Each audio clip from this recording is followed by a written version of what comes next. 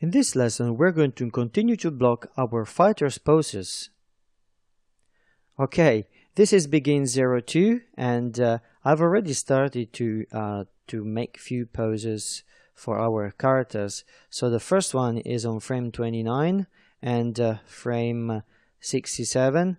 So as you could see, the character starting to be ready to fight, and we can see from these poses, ready for the action. The way I got these poses is all the time constantly checking my storyboard and my video reference. So how is gonna work? Basically, what I've done is see that on frame 29 I've got this kind of poses, alright, and all the kind of a line of action, which is important to consider. The line of action gives more expression to the pose, and then check the real pose onto the video. So all the time I go on frame 29 on my storyboard, and then I go here on frame 29 or 28, the one it gives more expression. Okay, so the next frame after the 67, which is the one where Ginga and the karate poses, they are going to get ready for the action. I'm gonna start to on frame 91. So we just go on frame 91 and we start pose our characters. So we start from the karate poses, and what you have to consider is that if you every time you have to pose the character, you can even if you want zero out the character, even considering first of all the next step. So that's at the beginning when we're gonna block the poses. That's why the video is really useful, because from one key pose to another there might be a few in-betweens or some breakdowns that we skip, or as in this case I'm going to consider this as a breakdown because the video is really long. Otherwise we got a lot of key poses, and we see here there is a jump, but from 67 and 91 there is this jump in between. So we have to consider that when we are going to pose the characters. So we have to averagely consider how long this jump is. So now that we grab our character on frame 91, we just grab our feet here and we just move it a little bit forward. Obviously don't forget the knee controllers. Okay, so let's say it jumps a little bit forward. So in this case you can zero out this part, and let's say the whole top side of the body, and we just move it in this way.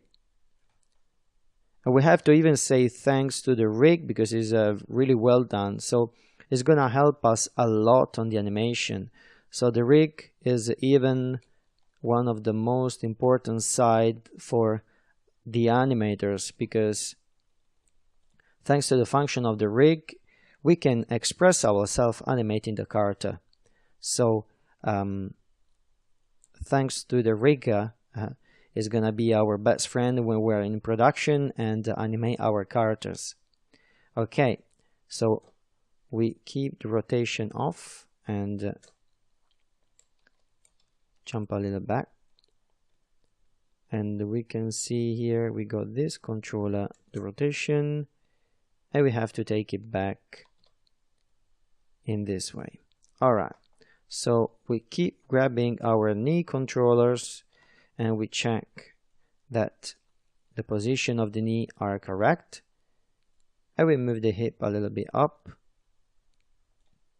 We lean it a little bit forward, and I think this kind of curve on the torso is going to be needed. So we grab the arms and we start bending. So now I'm in a local, but I know already that I'm gonna jump into word because I'm gonna need to fix few things where I need the word orientation axis. So in this case, I'm just gonna use the local axis, and we got our hands previously posed for the previous frame, so we have to take it back to 0. At the moment the hands are not important, so don't focus on the hands at the moment, because that's that's a detail for the pose that we're going to create later on.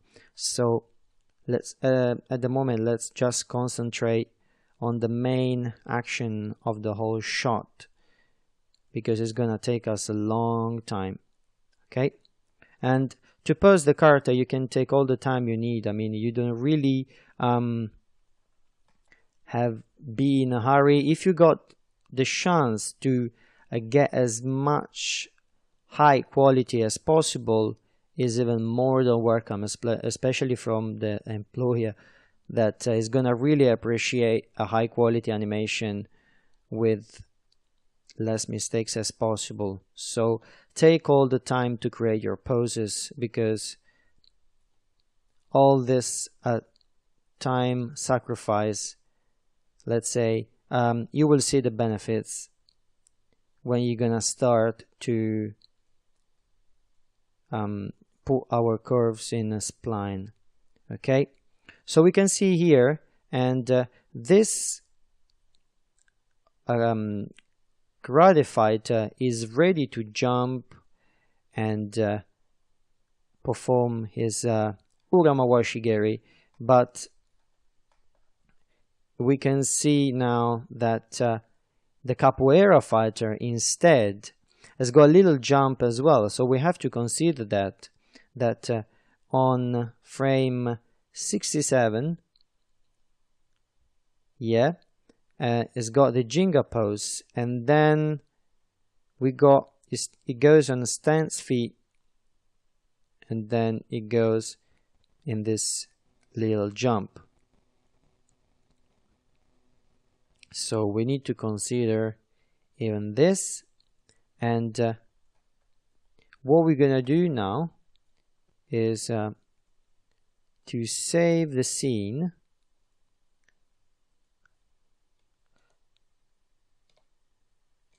First of all, because I'll go our first pose, and just to make sure, I'm just gonna load it back.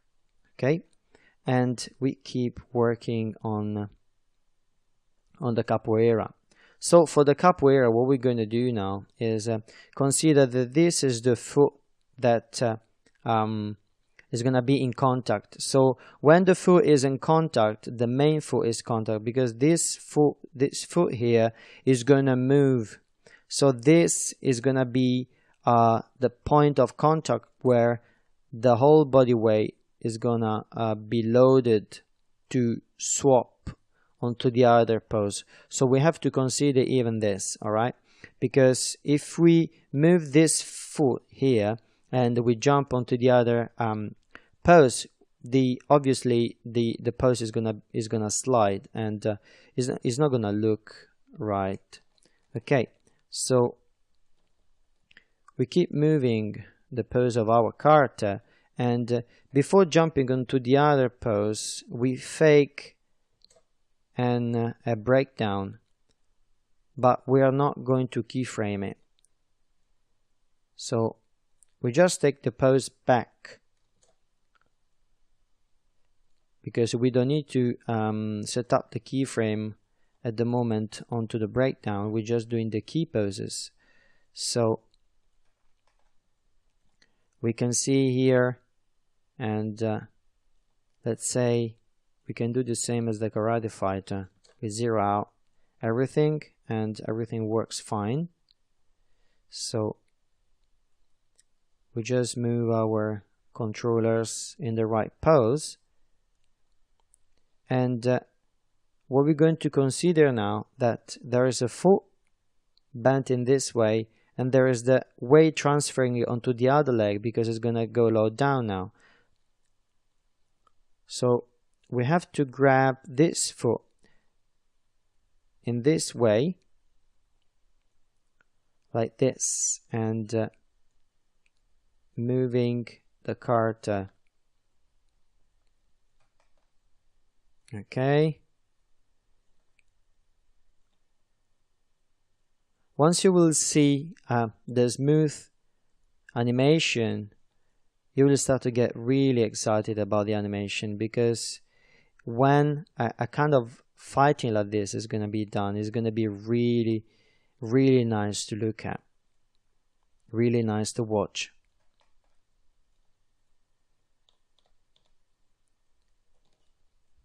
So what I'm going to do now is to finish up this pose, because now that we understood that the logic is basically the same, but in the next lesson we're going to keep working on the poses of our character.